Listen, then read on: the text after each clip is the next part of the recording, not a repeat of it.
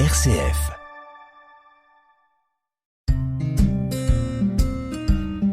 Bienvenue dans Paroles et chemins de prière sur RCF Cœur de Champagne.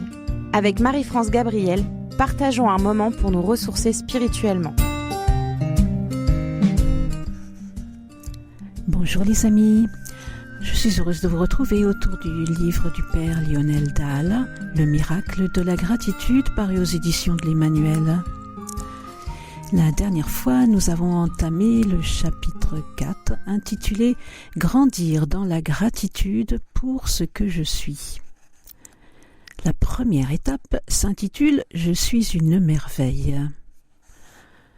Petit a, je te bénis Seigneur pour la merveille que je suis. Cette belle parole est peut-être compliquée à dire pour certains. Nous sommes parfois convaincus du contraire.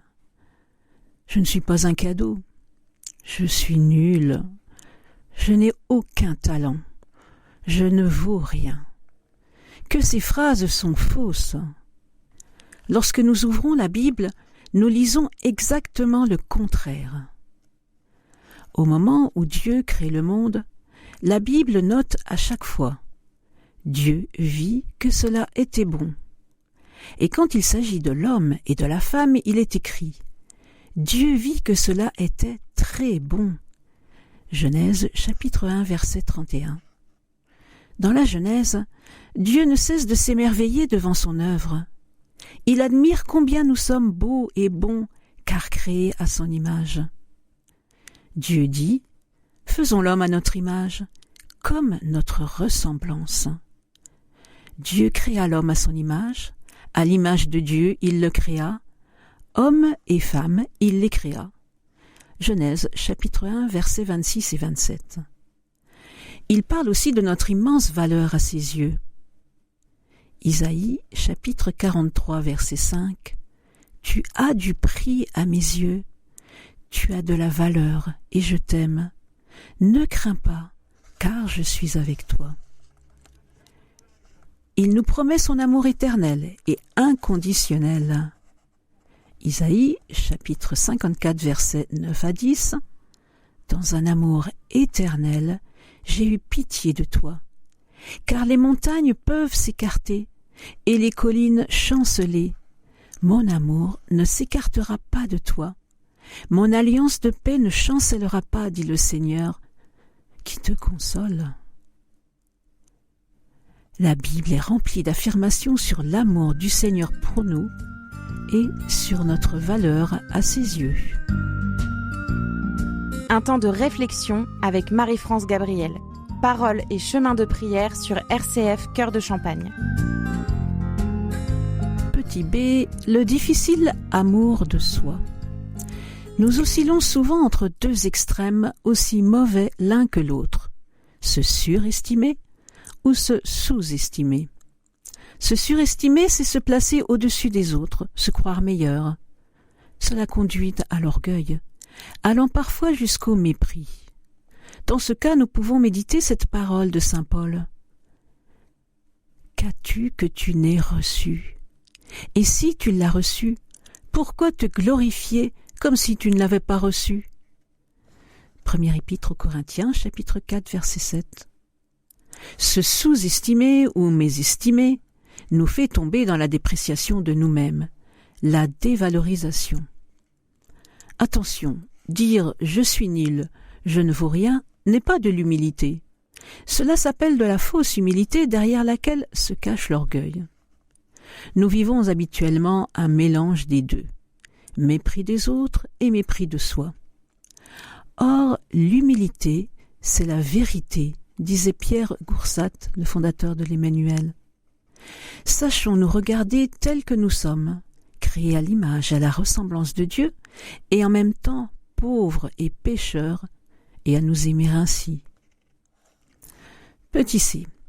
Apprendre à s'aimer soi-même pour recevoir et donner.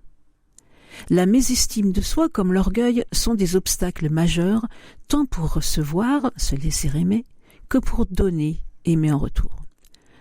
En effet, celui qui est dur pour soi-même, pour qui serait-il bon? Il n'y a pas homme plus cruel que celui qui se torture soi-même, lit-on dans l'Ecclésiastique. Siracide, chapitre 14, versets 5 à 6. L'amour de soi et la gratitude vis-à-vis de soi-même sont indispensables pour aimer les autres en vérité. Car une seule formule contient toute la loi en sa plénitude. Tu aimeras ton prochain comme toi-même, nous rappelle saint Paul dans l'Épître aux Galates, chapitre 5, verset 14. Arriver à s'émerveiller de ce que nous sommes, tout en acceptant nos limites et nos fragilités, voilà une grande grâce. Il est plus facile que l'on croit de se haïr. La grâce est de s'oublier. Mais si tout orgueil était mort en nous, la grâce des grâces serait de s'aimer humblement soi-même, comme n'importe lequel des membres souffrants de Jésus-Christ, trouve-t-on dans le journal d'un curé de campagne de Georges Bernanos. Nous développerons la prochaine fois les 3 ennemis de la gratitude pour ce que je suis. Quels sont ces 3 ennemis ? Premièrement, la comparaison qui est vraiment destructrice, car elle nous focalise sur ce qui nous manque et nous empêche de voir tout ce que Dieu nous a donné. Deuxièmement, la répétition de paroles négatives. Tu ne sais rien faire, tu ne changeras jamais. Les paroles prononcées sur soi, personne ne m'aime. Et troisièmement, l'entretien d'une vision négative de son histoire personnelle. Je n'ai pas eu de chance. Mais il y a des remèdes pour grandir dans la gratitude vis-à-vis de soi-même, et c'est ce que nous verrons la prochaine fois. Un moment de prière avec Marie-France Gabriel. Paroles et chemins de prière sur RCF Cœur de Champagne.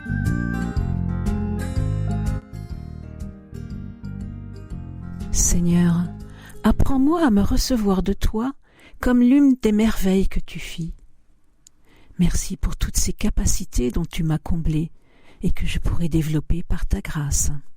Avant de nous quitter, je vous propose d'écouter un chant intitulé « Tu m'aimes » par Youss de Hillsong.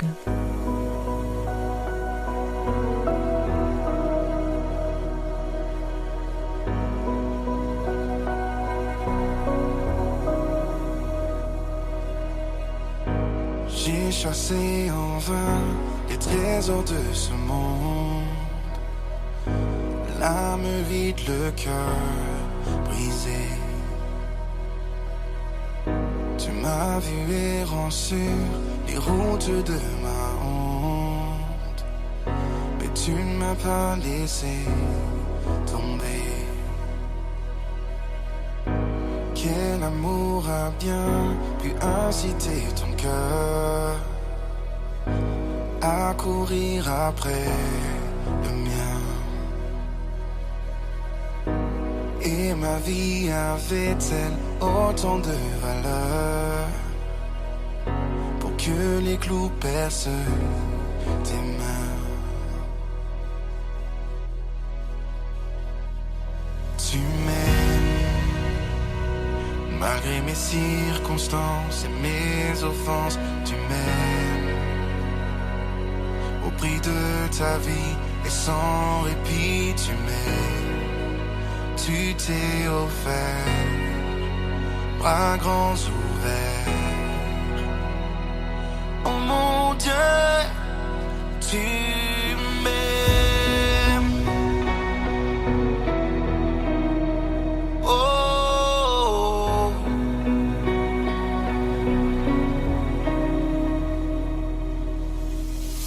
tu as fait preuve de tant de grâce à mon égard. Lorsque tu as tout accompli, mais ta mort n'était pas la fin de l'histoire. Tu es revenu à la vie et tu me ramènes à la vie, car tu m'aimes malgré mes circonstances.